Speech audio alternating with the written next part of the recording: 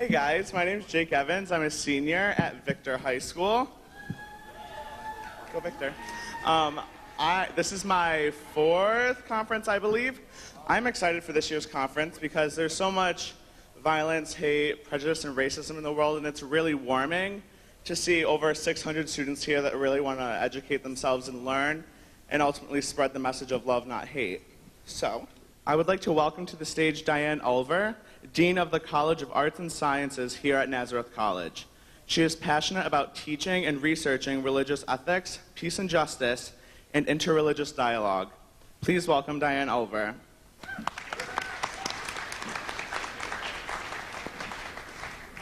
Good morning. It is indeed a good morning when I get to look out on this kind of gathered community, so I am very glad you're here.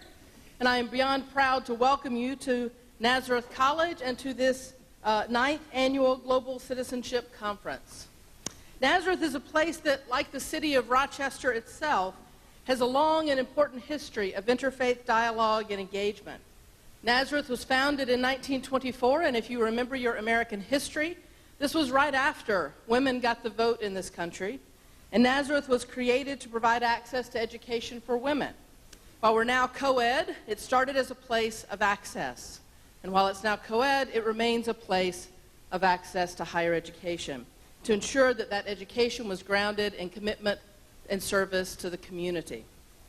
A central pillar of our commitment to the community comes in the Hickey Center for Interfaith Studies and Dialogue, who organized this event. It seeks to provide education to Nazareth students and the broader community about how to live together in peace in a religiously diverse world. This becomes more important with every passing day of the 21st century.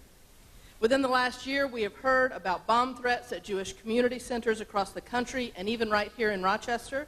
But we've also heard about Islamic centers who raised money to fix Jewish cemeteries that were vandalized.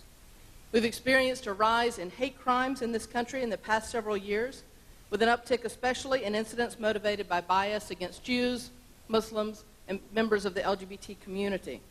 We've also heard about religious leaders, among many others, who condemn hate-filled gatherings like those in Charlottesville, with condemnations from traditions ranging from the Sikh community to humanist groups to Jewish leaders to the African Methodist Episcopal Church.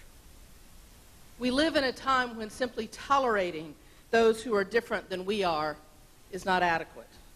To overcome hate and bias, we have to understand, we need to engage, we need to recognize the ways in which all of those differences among and between every one of us make our community and our society better. It's easy when you're on your Twitter feed or your Instagram account or Facebook, although I know none of you use Facebook, that's for old people like me, but it's easy on all those contexts to only listen to the people who agree with us. But we know that conversation and discussion and engagement with people who see the world in different ways, we know it's hard. It's always been easier when everyone thinks I'm the one who's right.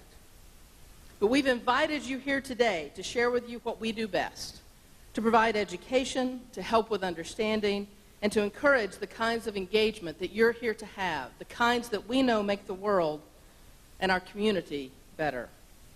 It's only engaging with others who are different than we are that we begin to see other perspectives on the world around us, to ask whether the way we see things is the only way to see them, and to learn from one another about things we ourselves haven't experienced.